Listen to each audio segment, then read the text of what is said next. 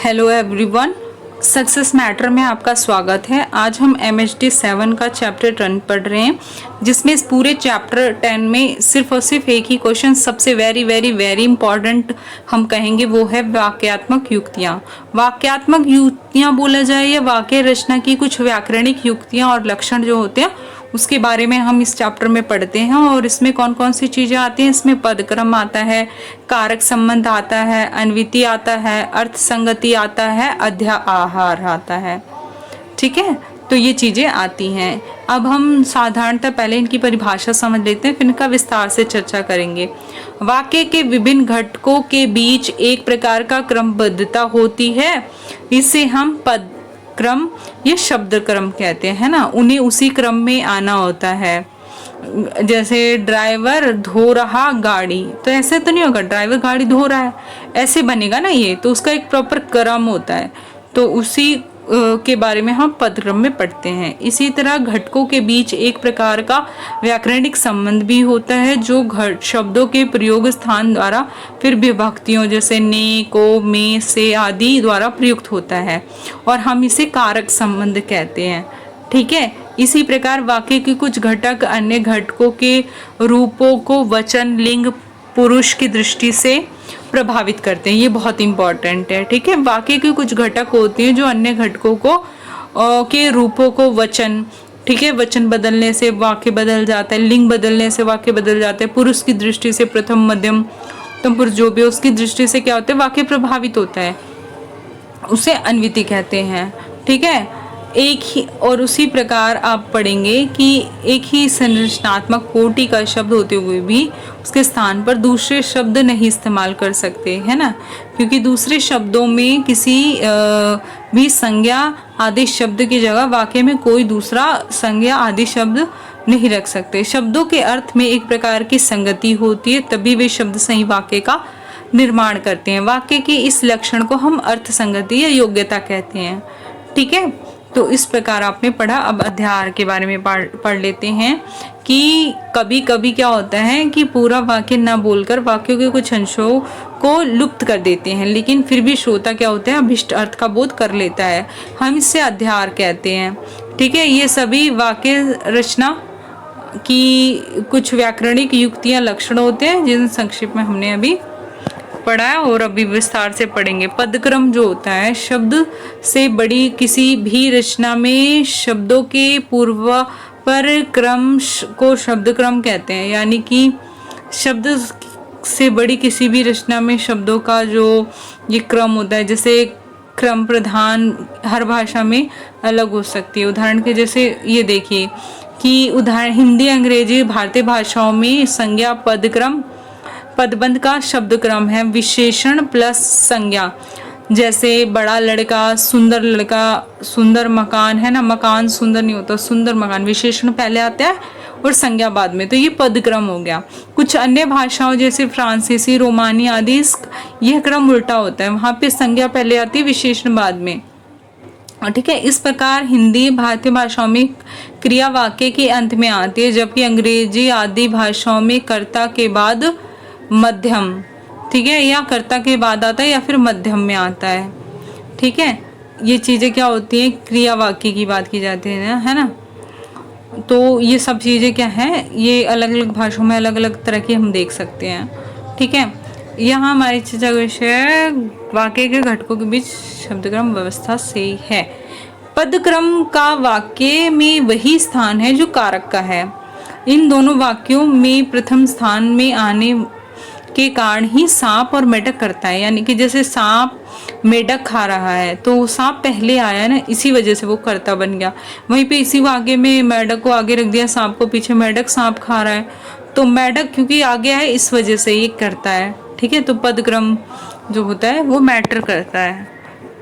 ठीक है,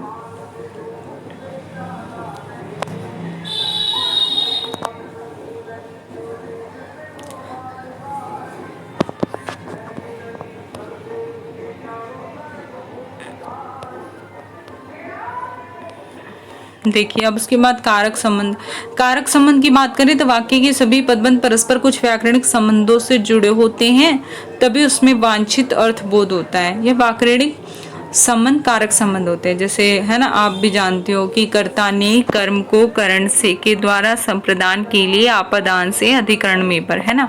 क्रिया का करने वाला कर्ता होता है, जिस पर क्रिया का प्रभाव पड़ता है वो कर्म होता है, और जिस साधन से क्रिया हो वो करण होता है, और जिसकी हितपूर्ति क्रिया से हो वो संप्रदान होता है, और जिससे अलगाव हो वो आपादान होता है। अधिकरण क्रिया संचालन का आधार होता है। वाक्य विश्लेषण में कारक संबंध अत्यंत महत्वपूर्ण जटिल माना जाता है।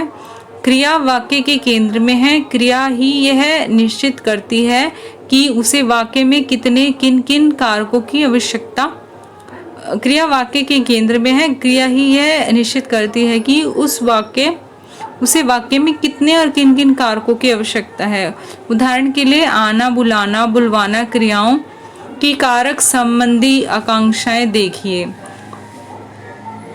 जैसे हम देखते हैं रमेश आया, है ना, एक कारक है। निर्देशक ने रमेश को बुलाया, तो एक तो ने आया, फिर को आया, दो कारक इसमें जुड़े हुए हैं। निर्देशक ने चपरासी से सचिव को बुलवाया, तो इसमें तीन कारक यूज हुए हैं। ठीक है, तो ये कारक है कि वाक्य में कारकों का प्रयोग होता है।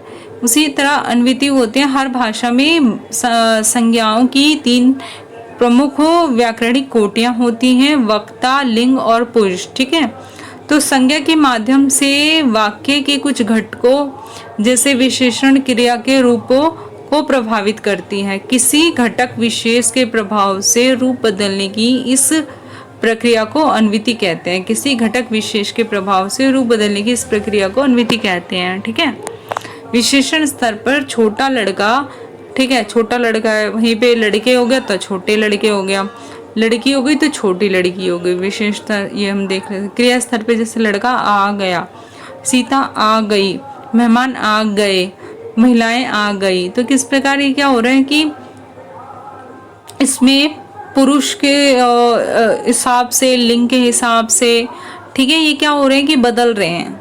ठीक है, इनकी विशेषताएं जो है वाक्य बदल रहे थे। वाक्य के संदर्भ में इसमें से संज्ञा क्रिया की अनुमति अधिक महत्वपूर्ण है। संज्ञा विशेषण की नीति मुख्यतः पदबंध स्तर तक सीमित रहती है। अर्थ संगति, व्याकरणिक संरचना, अन्विति आदि की दृष्टि से सही होते हुए भी वाक्य अर्थ संगति की दृष्टि से दोषपूर्ण हो सकते हैं। देखिए, कल मैंने अपने विचारों को खाया, मेरी गाड़ी आज बहुत दुखी है, बच्चे बर्फ पढ़ रहे हैं। तो ये अर्थ संगति नहीं बन रही ना, क्योंकि इनका कोई सेंस नहीं बन रहा। ठीक है, व्याकरणिक संरचना अन्विति आदि की दृष्टि से भले सही हो, लेकिन अर्थ की संगति की दृष्टि से दोषपूर्ण है। ठीक है, क्योंकि पढ़ना व्यापार का कर्म कोई पठनीय वस्तु ही हो सकती है, बर्फ नहीं, है ना। बर्फ पड़ रही है ऐसे बोलते, बर्फ पड़ रही है ऐसे थोड़ा ना होता है। अर्थ तो इसे ही क्या बोलते हैं, अर्थ संगति कहते हैं हम। और अध्याहार या अल्पांग वाक्य वो होते हैं जिसमें क्या होते हैं, अध्याहार अल्पांग वाक्य। यदि अपने आसपास वास्तव में प्रयुक्त वाक्यों को आप गौर से देखें तो आप पाएंगे कि हम अनेक बार वाक्य के कुछ अंशों का लोप कर देते हैं। कभी कभी तो केवल एक ही शब्द का ही प्रयोग करते हैं, फिर भी अर्थबोध में कोई बाधा नहीं पहुंचती। भाषा का यह लक्षण जो होता है अध्याहार कहलाता है। इस प्रकार के वाक्यों में हम अल्पांग वाक्य जैसा शब्द के रूप में इन्हें हम दर्शाते हैं। जैसे राम घर जा रहा है, ठीक है, अल्पांग वाक्यों में एक और अधिक घटकों का लोप होता है। जैसे कई बार हम अभिवादन के लिए यूज करते हैं तो हे भगवान, शुक्रिया, नमस्कार, शाबाश। ठीक है, तो ये भी क्या है, अल्पांग वाक्य के संदर्भ में हम देख सकते हैं इन्हें। तो जैसे संदर्भ आश्रित अल्पांग वाक्य भी होते हैं, तो बोलेंगे कौन, तो वो बोलेगा डाकिया, तो प्रश्न भी हो गया और उसका उत्तर भी मिल गया। इसी प्रकार पूरक अल्पांग वाक्य होते हैं। जैसे मैं कल लौटूंगा 3 बजे, ठीक है, तो ये 3 बजे ना कुछ वाक्यों के एक दो घटक वाक्य के बाद एक अन्य अल्पांग वाक्य के रूप में आते हैं, मानो वे बाद में आए पूरक विचार हों। जैसे मैं कल लौटूंगा, ठीक है, खत्म हो गया 3 बजे, है ना। ये पूरक अल्पांग वाक्य होते हैं। ठीक है, संयुक्त अल्पांग वाक्य वो होते हैं जैसे क्या होता है कि दोहराव से बचने के लिए वक्ता प्राय इनमें से एक घटक का लोप कर देता है। जैसे मैं भी घर आऊंगा, लेकिन अभी नहीं। मैं सो रहा, मैं सो रही, माँ सो रही है, बच्चे और बच्चे भी। तो ये संयुक्त अल्पांग वाक्य हो गए। और इसी तरह आज्ञार्थक अल्पांग वाक्य होते हैं। लगभग सभी वाक्यों में आज्ञार्थक वाक्यों में सामान्यतया मध्यम पुरुष तुम, आप, तू का लोप हो जाता है। आइए, है ना, आप आइए की जगह सीधा आइए, और तुम एक कप चाय लाओ की जगह सिर्फ एक कप चाय लाओ, ऐसे यूज करते हैं ना। तो ये हो गया। तो इस तरह हम वाक्यात्मक जो होते हैं या व्याकरणिक युक्ति जो है वाक्य रचना की, वो हमने पढ़ लिया। बहुत आसान थी। और आप अब इससे ना क्या है कि आप अपने आप भी पढ़ेंगे ना तो आपको समझ में आ जाएगा। बहुत ज़्यादा फालतू चीज़ों में नहीं फंसना है। मेन इंपॉर्टेंट लाइनें पढ़नी है, क्योंकि एग्जाम में सिर्फ 10 नंबर का ये लिखना है आंसर, ठीक है। तो इसी पर आप अपना फोकस रखें। और आपको ये भी देखना है कि 2 घंटे में आपको 5 क्वेश्चन अटेम्प्ट करने अपनी स्पीड के हिसाब से। बस क्या है कि क्वेश्चन को पढ़ते हुए, उसको समझते हुए क्लेरिफाई रखें कि आप एक्चुअल में पढ़ क्या रहे हैं। आपको बस कॉन्सेप्ट क्लियर होना चाहिए, बाकी तो आप अपने आप लिख लेंगे, क्योंकि आप बहुत समझदार हैं। इसके साथ आपसे विदा लेती हूँ। Thank you, bye bye.